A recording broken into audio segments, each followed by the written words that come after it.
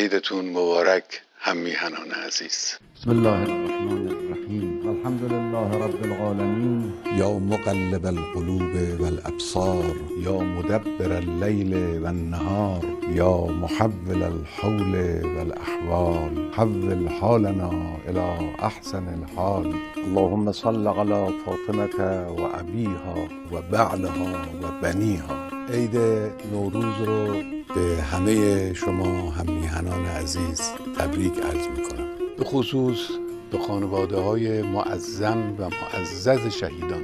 امیدواریم که خداوند به اونها صبر بده و اجر بده و جان باختگان رو مورد رحمت و مغفرت خودش قرار بده. السلام علیک این تقعد، السلام علیک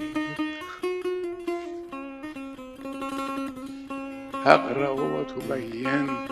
توفیقات همه رو از خداوند متعال مسئلت میکنم و سال مبارکی برای ملت ایران باشه، با اتحاد کامل و با موفقیت انشاءالله این سال رو آغاز کنن و پیش ببرن تا آخر سال. السلام علیکم و رحمت الله و برکاته.